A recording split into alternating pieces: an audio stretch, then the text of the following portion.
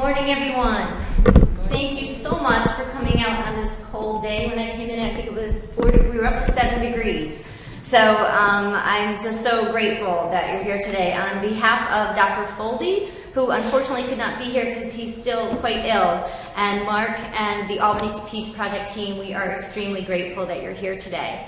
So I just want to start today by talking a little bit about what the project is about. How many people here are doing the meditations? Oh, excellent. Okay, so you all know what's going on. But what I'd like to do is share with you a little bit of the research and a little bit of why we're doing what we're doing. How many people are familiar with any of this type of research? Intentional research or transcendental meditation? Excellent. Oh my goodness. Okay, great. Thank you. Thank you very much. As I've been out teaching for the last few years about this, it's been quite a bit of a learning curve for many, many people. So for me, this is a real treat to be in a room with people that are so knowledgeable about something that could change the world in such a way that if we find out the answers to these questions, we could really leave some great data for the next generation to come. And maybe, they won't have as many challenges as we do. So we have this profound historic opportunity in front of us to really add to this research, and we're so grateful that you're knowledgeable about it and what we have in participating. Thank you. So first of all, I just want to share with you, there's one particular meditation study that I love to share because it really demonstrates what we're doing here. And I don't know if you've noticed, but we all seem to have this very critical mind. Have you noticed that? That doubt, that voice that comes in and goes, oh, come on, this is silly. Our thoughts change in the world, that's just plain crazy. And I've challenged myself on that many, many times. And if I didn't have the experience of biofeedback, I would be not as firm and strong about this as I am. Let me just tell you a little bit about how I got started. 20 years ago, I got introduced to the field of biofeedback, which is essentially the art and science of teaching people how to use the mind to positively influence the body. So how to use your mind to abort a migraine headache, how to use your mind to send blood flow to your hands and feet. If you have cold hands and feet, cold extremities, focusing your mind like a laser in the body to send blood flow. That the mind is that powerful that when we take it and we have the discipline to hold it in the body long enough, there's a change. And after 20 years, I am never not fascinated by that. I mean, 20 years, this idea of taking the mind and there's this repeatable, reliable change. And working with many dozens, hundreds of people over the years, I see the power of it. And that it's a discipline to be able to hold the mind long enough to create a change. And so this idea is, if we can hold the mind inside the body to create a change, then what if we held our mind outside of the body to create a change? So biofeedback is essentially the art and science of intention. And so when I ran across prayer research and intentional research, to me it made a lot of sense. And so I'm going to share with you some of the research and help you with what we're doing here about this idea of pointing our mind to get an effect and how powerful that can be. So anyways, so this was a research study done by the Transcendental Meditation Organization, and it was fascinating because what they did is they had people from all over the world fly into Washington, D.C. in 1993. And they had people meditate twice a day for 2 months. So if you see over here, this is the number of weeks. There are 8 weeks here. And the upper left-hand corner here is the number of meditators. And it started from 0 to 4,000. Because by the end of the 2 months, more people had flown into Washington, D.C., and more people were participating.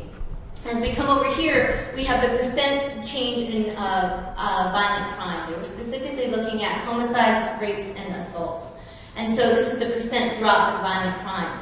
So as we go over here, you can see this green line is the number of meditators participating, and it goes up there. And then the top line there is the percent drop in crime. And you can see as the number of meditators is somewhat low. There's a small percent drop in crime, small percent, small percent. And then as it goes up and the number of meditators increase, look, is the maximum drop in violent crime. Okay? They made a prediction that there would be a 22% drop in crime, and actually they were wrong because it was 23% drop in crime. Okay? So the chances, this is less than 2 in 1 billion that it could have occurred by chance. Okay? As Dr. Foldy said, these results are off the charts. So the fascinating thing, could you click? The fascinating thing about this is that this phenomenon that the Maharishi organization has done, they've done these all over the world. And they've been published in these very well-known peer-reviewed journals. So if you look at this, the Journal of Conflict Resolution, Journal of Mind and Behavior, Psychological Reports, Journal of Offender Rehabilitation, Psychology, Crime and Law, Journal of Social Behavior and Personality, Journal of Crime and Justice. So I looked at this, and I'm looking at these studies, and I couldn't understand why this information wasn't like shouted from the rooftops, you know? Like, this is all we need to do? Are you kidding? Like, it's making it through this peer-reviewed process, and these top scientists are saying, yeah, this is a good enough study to publish, and yet nobody's paying attention to it. And I thought to myself, and it took me a few years to figure it out, well, they're all done by one organization. And, you know, in the world of science, everything has to be replicated, you know, repeated. So I just kind of got in my head, I got to do this. I mean, we've got to figure out what we're going to do. We need more data. And then as time went on, can you click? As time went on, there was a woman named Lynn McTaggart, and she came out with a book in 2008 known as The Intention Experiment. Does anyone here, how many people here have read that? Oh, wow, okay, all right. So what happened was, you know, I was into biofeedback, I knew about this research, and yet it was very frustrating for me because I would look for research studies on intention and I couldn't find them. When I just got out of graduate school, I would spend so much money on an expensive book to get one citation on intention. And so when Lynn McTaggart in 2008 came out with her Intention Experiment book, which took an incredible amount of intentional data and put them in one book, that was like a kid in a candy store to me. I couldn't believe it. It's a book I strongly suggest you get. And so what she did was she started to take all of the intentional data and look at it, and she started to perform experiments. And so the difference between her work and the Maharishi organization is that the Maharishi organization is more internally focused. That is more focused on the individual. Whereas Lynn McTaggart was really looking at intention outside of oneself. And so she started very simply with some plants. And she started with simple biological systems. And so she even started right now with just a leaf, basically. And she had many audiences. She would show them 2 leaves from that were in a lab in Arizona. And she would be throughout the world kind of doing programs. And she would have them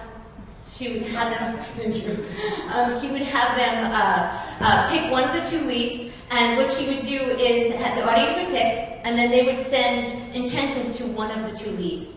Now, initially, she just thought she would have them set an intention that the leaf would glow. This idea that every living system puts off what's called biophotons, that we all literally have a light, which if you'll notice in the meditations, I've asked that every meditation leader use light. After 20 years of teaching meditation, I have not found anything stronger. Every time I bring in light, you could feel the difference. And so that's one reason why we went with light. But what she did was she asked her audiences to pick one of the leaves and have it, quote, glow and glow. And so for 10 minutes, the audience would do that. And then, thank you. In the end, when they were looked at on cameras, they poked 16 holes in each of the leaves. And in the leaf that received the intentions, all 16 holes were glowing with light. And in the control leaf, they were completely black. So just to kind of always, to me, I know how the mind works. I know we doubt. I know that we sometimes don't kind of always put things together. So I just kind of sum this back up again. A group of people selected a target leaf and set an intention for 10 minutes using their thoughts to see if they could get the target leaf to glow. When it was looked at with cameras, the punctured holes in the leaf that received the glowing intentions were filled with light, and all the holes in the control leaf remained black. So this was very encouraging to her, and she went on to do another type of intention, and that was the germination intention experiments. And so in these experiments, what she did is she had people send intention to seed packets. So she would have the audiences pick which seed packets they were going to send intention to, and then they would send an intention. And the intention in each of these packets, and this again relates to the meditation research that we're doing, because it's very important to be very specific in your intention.